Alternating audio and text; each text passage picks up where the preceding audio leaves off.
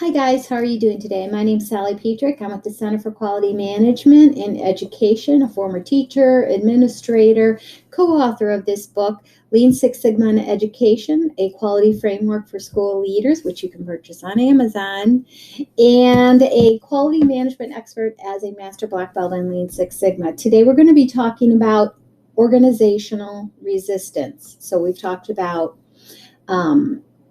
political resistance, and we've talked about technical resistance, and those are the two that you actually take action on to help the person.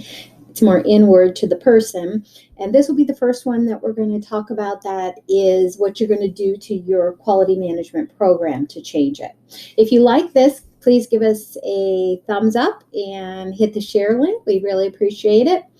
Organizational resistance is when change or improvement removes a sense of control to a potential key figure.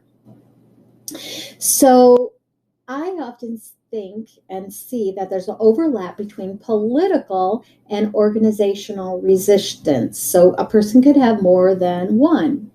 So we talked about the principal before, who was new in the position and was insecure with change and would follow around and try to sabotage what was going on. Let me digress. There is a theme to resistance, which is a loss or removal of. So political was the loss or the removal of status quo, and organizational resistance is associated with more of a pride or an ego and an ownership of the change. So you could kind of see both of those in the last example that I gave for political.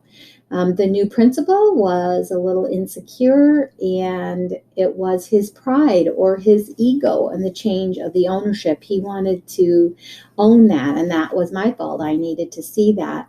Organizational resistant that person has a higher need to control over the change than most. If the change is their idea, they're great with it. If it's not, then they're preoccupied and focused on the loss and the subtraction. So it's important that they feel some type of control. Remember, that principal had been at the school 20, 30 years, worked there for 20 years, went to school there, very comfortable with seeing things the way they had already been done. And that was a loss of control for him if things were being changed. And he was uncomfortable with the concepts and how things could be done differently. So he became preoccupied with the loss, how he's going to lose something. The remedy of that is recognize that organizational resistance is a control or a pride, a sense of ownership of this school, and give them credit for the change.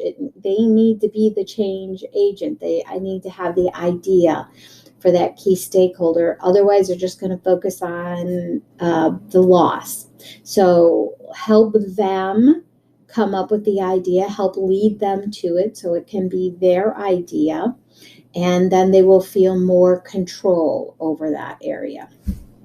Okay, next time we're going to be talking about individual resistance to change.